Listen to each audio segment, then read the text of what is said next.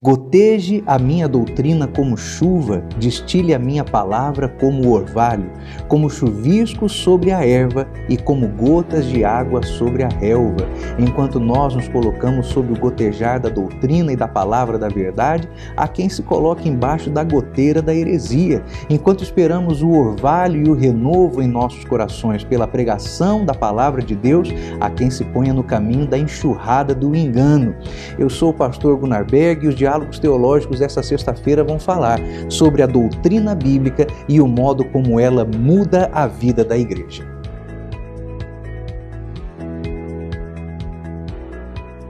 Bom, Mike, a paz do Senhor Jesus. Paz do Senhor a todos, Senhor pastor. Paz do Senhor, meus irmãos.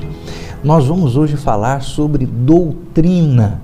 Vamos verificar o que é uma doutrina, como ela nasce, qual é a importância dela. A gente tem que aceitar uma doutrina só porque alguém disse que é doutrina, qual é a validade da doutrina, e encerrar na nossa discussão falando sobre como a doutrina muda, influencia a vida do crente e a vida da igreja. Eu quero começar por esse versículo que nós lemos na abertura, Deuteronômio capítulo 32, verso 2. Goteje a minha doutrina como a chuva, destile a minha palavra como orvalho.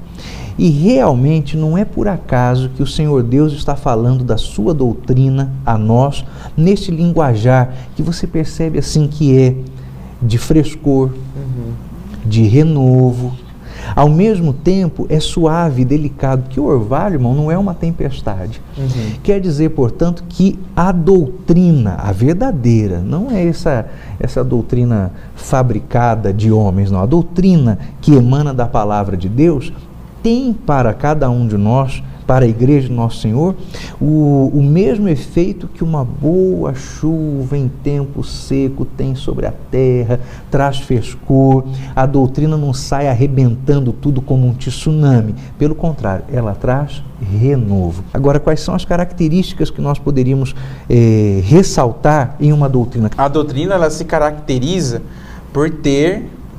por conter o ensino bíblico, e não aqui apenas o ensino bíblico, mas o ensino bíblico normativo, final, terminante. E eu penso que essa definição nossa aqui pode até nos dizer que a doutrina não é uma coisa que nós podemos ficar mudando. Ela é final, ela é terminante e normativa. E ela é derivada exclusivamente da palavra de Deus. Então essas para mim são características daquilo que é uma boa doutrina. Então não dá para a gente ficar também selecionando aquilo que pode ser, aquilo que a gente acha que é doutrinário e aquilo que não é.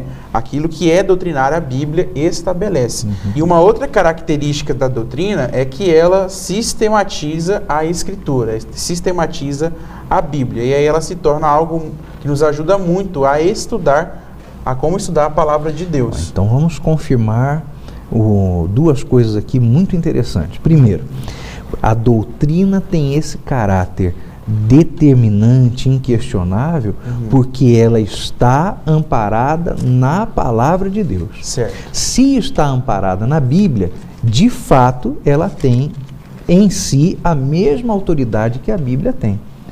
Assumindo, claro, que nós estamos falando, meus irmãos, de sã doutrina, a doutrina do Senhor. Não é doutrina de homem, invencionista da cabeça de gente doida.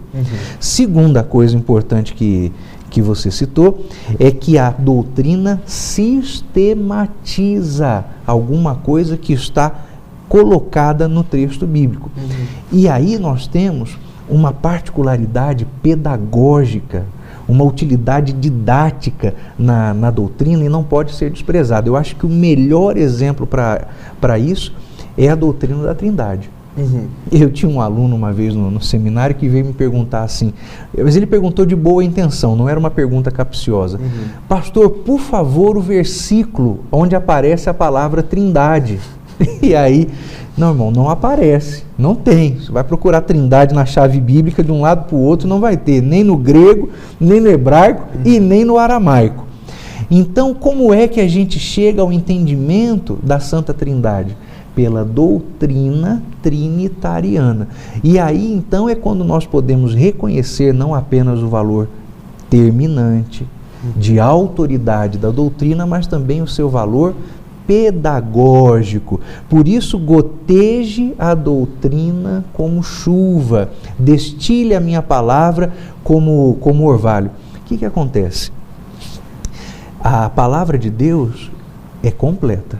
Nós não podemos considerar o Antigo Testamento como velho, ultrapassado, e o Novo como seu substituto. Há uma inter-relação, uma associação que não pode ser desfeita entre os dois. E do Gênesis ao Apocalipse, a revelação de Deus caminha do parcial para o total. Então, se lermos a Bíblia toda, nós vamos aprender pedagogicamente através das doutrinas bíblicas. É de uma beleza. Então, o que caracteriza uma doutrina é que ela não exclui partes das Escrituras. De forma alguma. Ela inclui, então, tudo aquilo que a Escritura diz a respeito de algum assunto. E não apenas isso, mas uma doutrina nunca contraria, nem que seja por um breve segundo, outra doutrina. Nas partes em que uma doutrina tem textos em comum com outra, uma doutrina sempre concorda com a outra. Então a gente pode dizer que seria um erro essa tendência que a gente tem percebido de se perceber uma doutrina do Espírito Santo em Lucas e uma doutrina do Espírito Santo em Paulo, como se os dois estivessem pontos de oposição. Exato. Então eu preciso entender o que Lucas diz sobre o Espírito Santo, depois eu preciso entender o que Paulo diz sobre o Espírito Santo. Como se fossem coisas diferentes e até opostas, né? Isso, exatamente. Talvez até sejam diferentes, mas opostas nunca serão. Nunca serão. Mas, Mike, é precioso isso aí que você falou, porque é uma tendência hoje. Sim. É uma tendência. Se eu quero considerar que a doutrina tem valor bíblico, e isso significa que ela é amparada no cânon, mas eu vou ceder a um academicismo dessa natureza aí, eu preciso entender o que é a teologia lucana sobre o Espírito e a teologia paulina sobre pneumatologia. Estou errado. Porque não é a teologia de Paulo ou a teologia de Lucas, é a doutrina do Espírito Santo na Bíblia. Isso pesa. Sim. Agora, essas literaturas, eu entendo o valor delas, meu irmão, não estou dizendo que quem as leu está em pecado, porque eu mesmo li muitos livros que separam as coisas assim, para depois concluir, está separando pelo motivo errado. É como se Lucas virasse o herói dos teólogos pentecostais e Paulo fosse o pneumatologista dos reformadores. Exato. Então, aí o que nós temos então? É uma Bíblia para os reformados e uma para nós? Inclusive, pastor, tenho lido um livro da editora Carisma, que é No Poder do Espírito. Eu até consultei o pastor Gunnar, irmãos, quando eu li um trecho onde o autor parecia colocar tanto Lucas de um lado como Paulo no outro lado, e a conclusão que eu cheguei é porque a proposta do capítulo ali é construir uma hermenêutica pentecostal.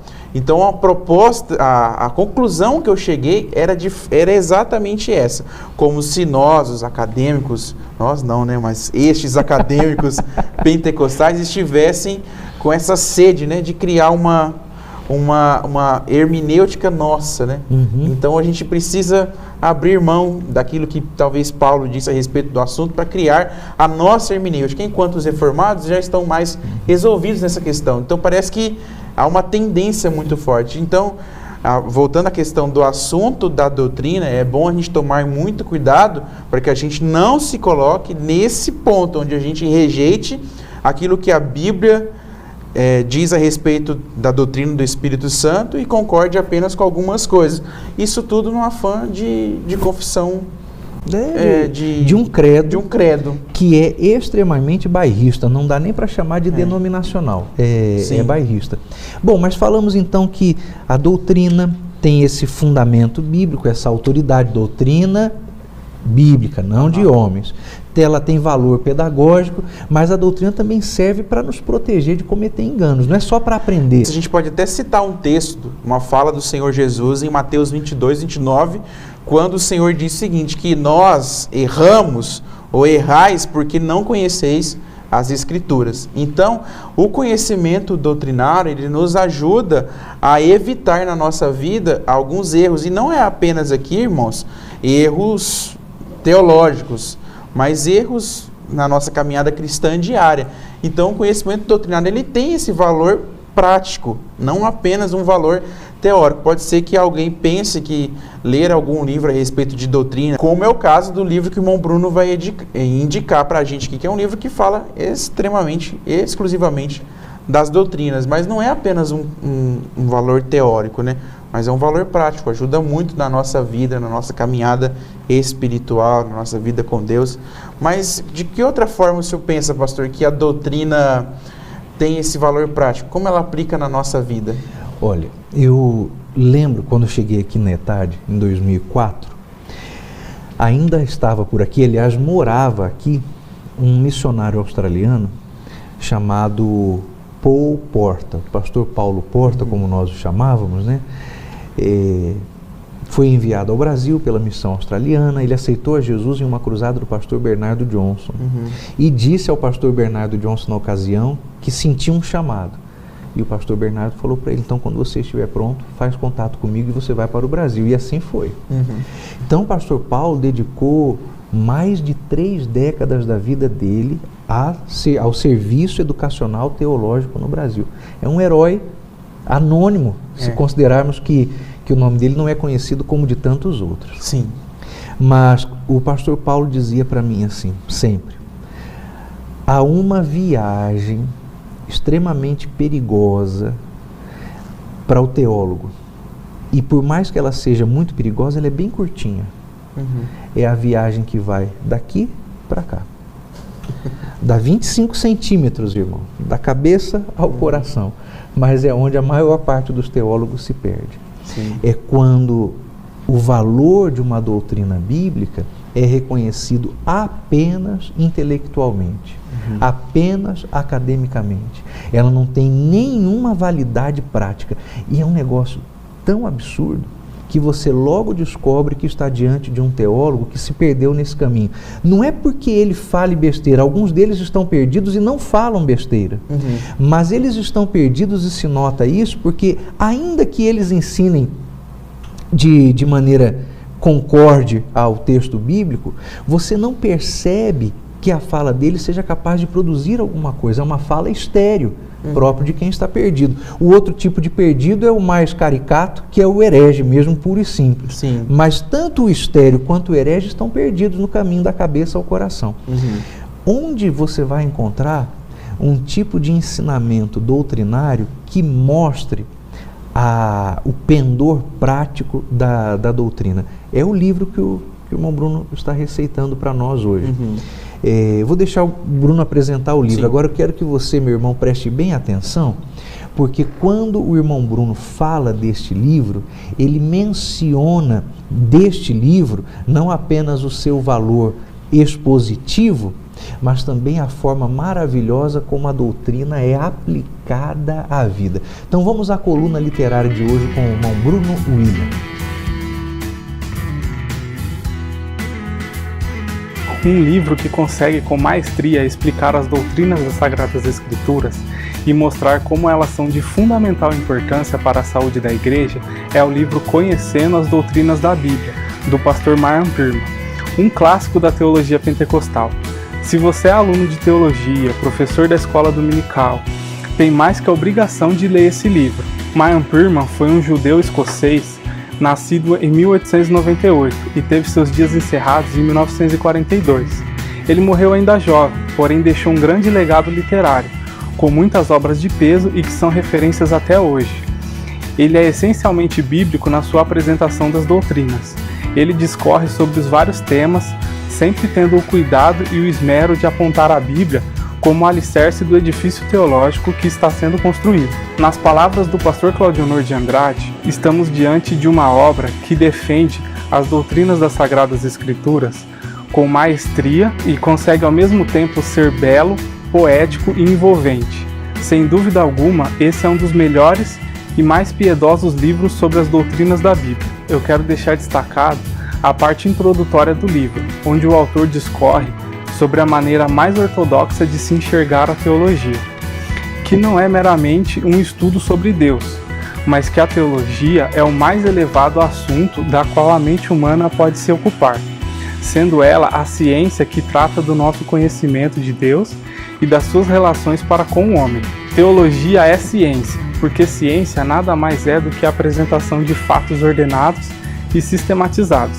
Ela consiste em fatos relacionados com Deus, com as coisas de ordem divina, apresentadas de uma maneira lógica e ordenada. Aqui nós temos um tratado de teologia que honra as Escrituras e nos satisfaz a alma, pois nos encoraja a buscar mais do Senhor. Esta obra serve tanto ao acadêmico como ao crente que deseja melhorar seus conhecimentos bíblicos, para, como diz 1 Pedro 3,15, estar sempre preparados para responder com mansidão e temor a qualquer que vos pedir a razão da vossa esperança. O livro que eu tenho em mãos aqui é uma edição antiga, ela é de 1986.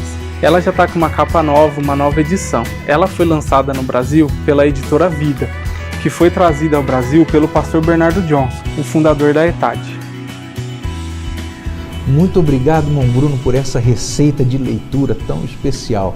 Mas veja aí que maravilha esse livro. É um livro que procura não apenas ensinar a doutrina, para que você cognitivamente a assimile, mas procura dar dimensão prática para que a sua vida seja tocada pelo ensino doutrinário. E você, por exemplo, aprendendo sobre Deus, viva de maneira que agrade a Deus. Sim. E seria até uma incoerência se não se esperasse isso da gente, nós cristãos, que acreditamos na palavra de Deus. Eu gosto da frase do pastor Hernandes Dias Lopes, que ele diz algo muito interessante. Ele diz que ortodoxia é a doutrina certa, piedade é vida certa. Então, doutrina e piedade, ortodoxia e piedade, são duas coisas que precisam estar interligadas. Então, o nosso conhecimento bíblico, ele precisa se manifestar de alguma forma. Eu creio que o Senhor Jesus, ele teve uma discussão muito constante com relação a essa questão de doutrina e vida prática com os fariseus.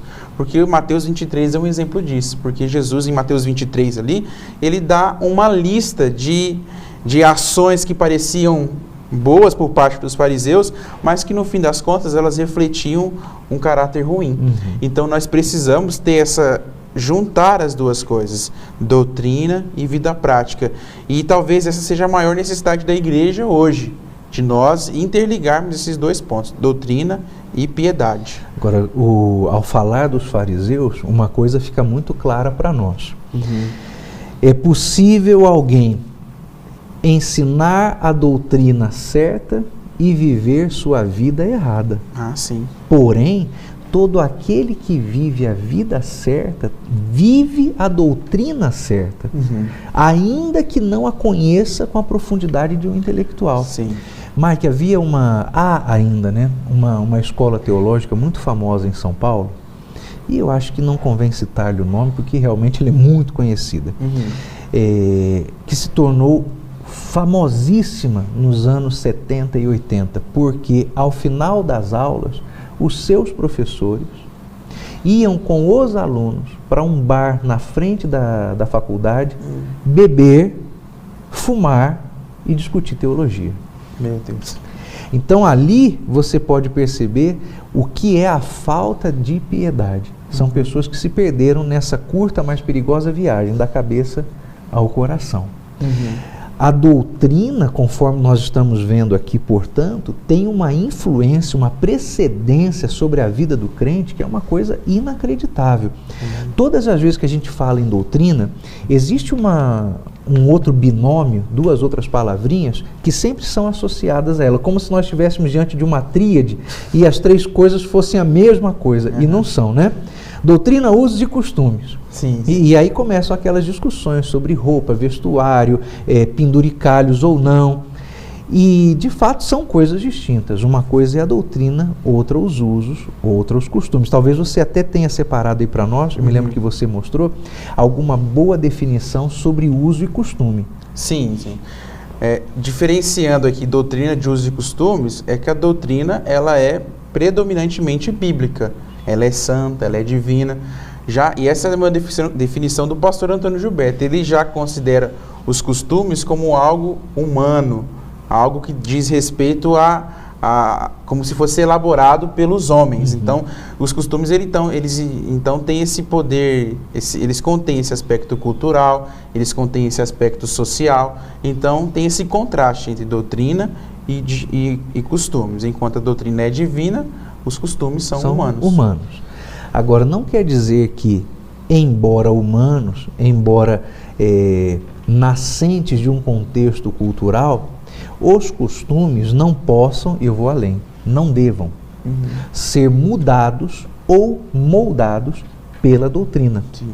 Bem ao contrário, eles precisam e devem, ainda que nós reconheçamos algum costume como essencialmente cultural, há costumes que são maus costumes e eles precisam ser modificados à luz da palavra de Deus, à luz do ensino doutrinário.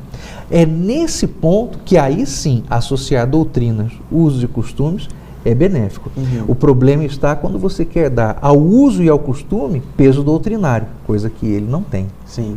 E os costumes, então, eles evidenciam a nossa doutrina. Perfeito. E aí, se o nosso costume for ruim, a evidência é de que a nossa doutrina é péssima. E o contrário também vale. Se forem bons, a nossa doutrina, então, é boa. Aí temos uma frase que muitos irmãos já disseram, já repetiram, e ela é precisa, que a boa doutrina gera bons costumes. Exatamente. Talvez seja um bom momento, então, irmão Mike, para nos encaminhando para o fim dessa edição dos Diálogos Teológicos, deixar os nossos irmãos com a meditação devocional de hoje, em que o irmão Alexandre exorta-nos, à luz da sã doutrina, a um são costume. São costumes. Vamos despedir então dos nossos irmãos. Deus abençoe a todos, até semana que vem. Meus irmãos, até a próxima semana. Acompanhe essa palavra devocional do irmão Alexandre sobre os nossos bons costumes inspirados na palavra de Deus. Até lá então, se Deus assim nos permitir. Irmão Alexandre. Meus queridos amigos e irmãos, a paz do Senhor Jesus, te convido a abrir a sua Bíblia na primeira epístola de Pedro, no capítulo de número 1, apenas o versículo de número 15. Como é santo aquele que vos chamou, sede vós também santos em toda a vossa maneira de viver. Eu e você, santos, significa sermos separados para Deus, separados para as coisas de Deus, separado deste mundo para viver para o nosso Deus, vivendo, agindo, sendo exclusivamente para Deus. Se você não confessa Cristo em toda a sua maneira de viver, logo a Bíblia diz que Cristo também nos negará perante o Pai. Devemos, então, influenciar este mundo, não só com os nossos pensamentos, mas também com os nossos costumes. Porque a palavra do Senhor diz que somos luz e somos o sal do mundo. E a luz, ela dissipa as trevas. Não existe a possibilidade de misturar o santo com o profano. Não existe a possibilidade de misturar a tudo aquilo que nós vemos e fazemos para Deus, vivendo para Deus e vivendo também para o mundo. Em cima do muro é uma coisa que não dá para estar. Tudo isso que eu falo a ti também tem a ver com tudo aquilo que nós externamos, porque a Bíblia ela nos conduz primeiramente a Deus pela fé e segundamente para que possamos aprender a viver segundo aquilo que Deus quer de nós, segundo aquilo que Deus espera de nós para com as pessoas, segundo aquilo que Deus espera de nós por nós mesmos. Então, a palavra de Deus, a Bíblia, ela nos traz todo o ensinamento de comportamento para que possamos, assim também, ser a palavra viva. Não só pregada através dos púlpitos, mas pregada através dos comportamentos. Não só pregada através dos microfones, mas também ser pregada aonde quer que você está. Quando uma pessoa olhar para nós, ela deve enxergar a palavra de Deus em nossos usos, nos nossos costumes também. Ou o contrário vem acontecendo. Ao invés de influenciarmos o mundo, talvez será que o mundo não está nos influenciando? Eu quero que você pense sobre isso. Precisamos sim influenciar este mundo em toda a maneira de viver, porque somos santos. Então devemos não simplesmente vivê-la no interior, mas também no exterior. A nossa vida tem que ser uma vida dioturnamente vivida para Deus, em nossos hábitos, em nossas práticas, em nossos procedimentos, em nossos costumes. E a melhor maneira de expressar isto é mostrando para as pessoas que temos costumes segundo aquilo que Deus espera de nós. Na primeira epístola de Paulo aos Coríntios, no capítulo de número 6, o versículo de número 12, que diz assim: todas as coisas me são lícitas, mas nem todas as coisas convêm. Todas as coisas me são lícitas, mas eu não me deixarei dominar por nenhuma delas. Há coisas que em si mesma não são pecado. Sim, não são, mas são inconvenientes. Há coisas que em si mesma também não é pecado, mas elas são moldadora, dominadora, controladora. A Bíblia diz: não me deixarei dominar por nenhuma delas. Estas coisas louvam a Deus? A sua maneira de viver, a sua postura, o seu falar, o seu tratar expressam a Deus? As pessoas podem olhar para nós e enxergar a Deus? Exaltam a Deus o jeito de você se vestir, o jeito de você se portar, o jeito de você se comportar? Se não exaltam a Deus, elas podem te conduzir a um pecado. Abram os olhos. A Bíblia diz, e eu assim encerro com a palavra de Paulo aos Coríntios, primeira carta aos Coríntios 10, 32, que diz: portai-vos de modo que não deis escândalo, nem a judeus, nem aos gregos, e nem à igreja de Deus. Que Deus em Cristo Jesus te abençoe. A paz do Senhor Jesus.